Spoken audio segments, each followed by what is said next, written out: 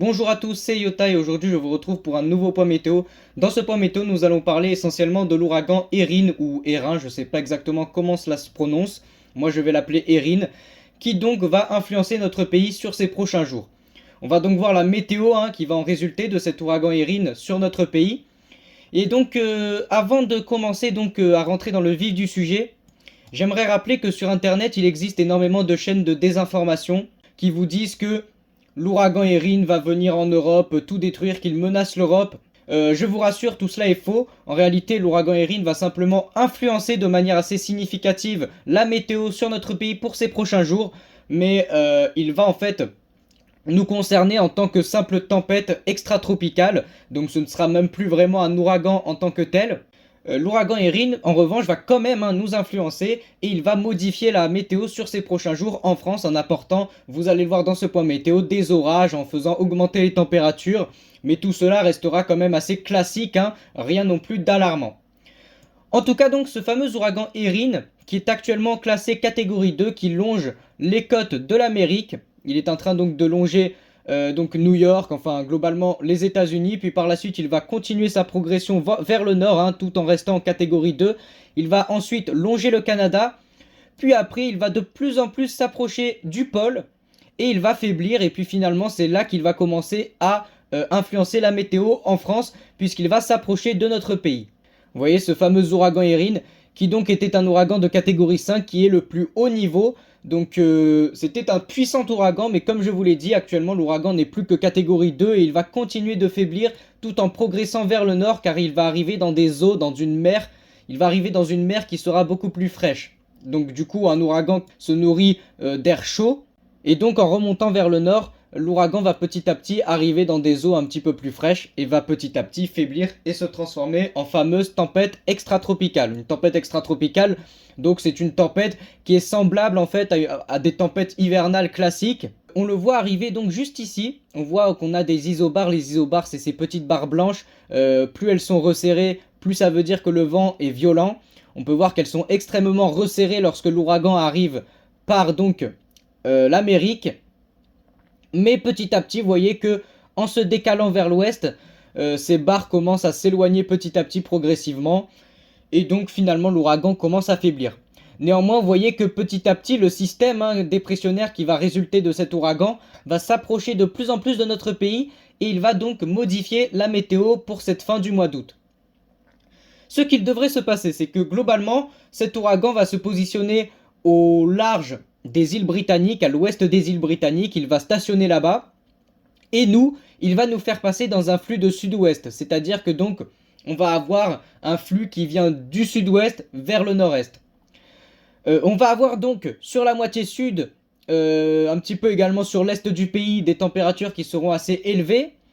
Et on va avoir donc par le nord-ouest des températures beaucoup plus fraîches qui vont donc arriver sur notre pays. La conséquence de tout cela, ça va être un conflit de masse d'air et ce conflit de masse d'air va donner lieu à des orages.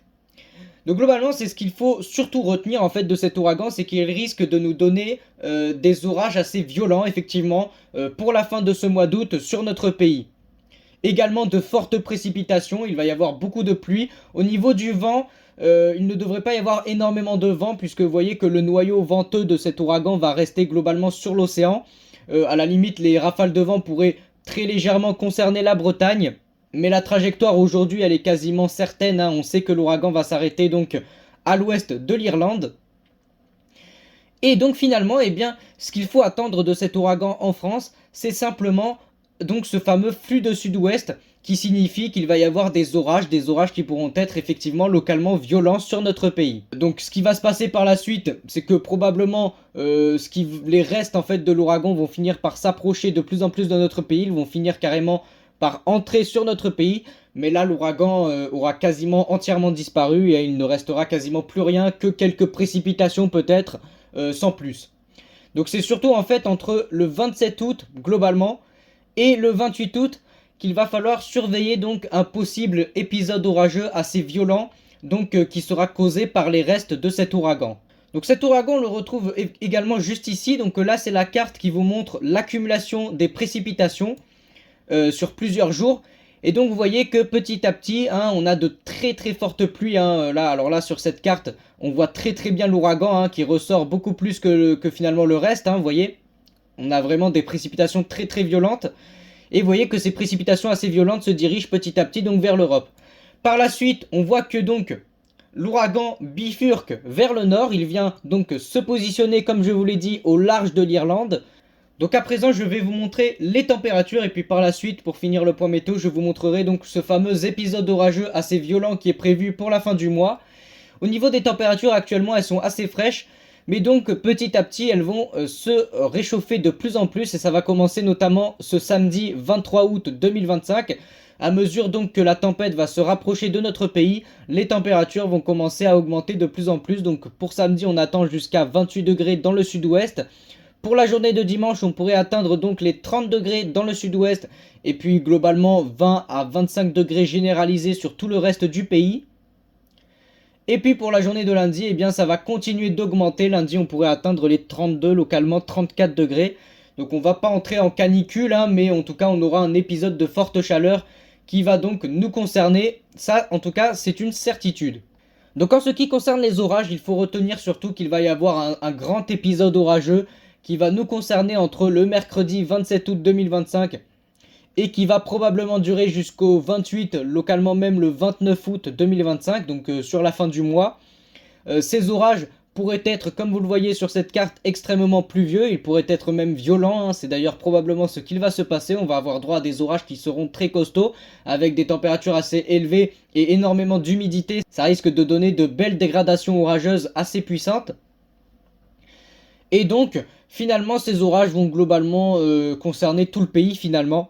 Il ne va pas y avoir énormément de régions qui seront épargnées. Avec ces orages, on aura bien évidemment le lot de précipitations habituel. Hein. On aura énormément de pluie sur notre pays, donc sur cette période de fin du mois. Et donc, pour terminer ce point météo, je vous propose de regarder la carte des vagues, qui je trouve est assez impressionnante. Donc actuellement, l'ouragan produit des vagues de près de 15 mètres à peu près, hein, globalement, en mer, entre 13 et 15 mètres. Et donc, petit à petit, vous voyez qu'en se rapprochant de l'Europe, eh bien, ces fortes vagues vont se rapprocher également de notre pays. Et donc, vous voyez que vers le 26-27 août, globalement, on devrait avoir effectivement de fortes vagues. Alors ça, c'est vrai, hein, il va y avoir une houle assez importante, hein, une élévation du niveau de la mer assez important.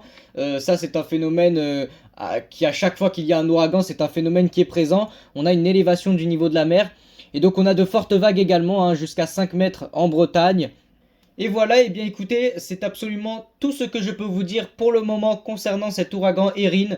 Je ferai d'autres prévisions dans quelques jours, des prévisions qui je l'espère seront plus sûres car nous allons nous rapprocher de plus en plus de l'échéance. Et en tout cas, moi je vous dis, eh bien c'était Yota, j'espère que vous avez aimé ce point météo et je vous souhaite une agréable fin de journée.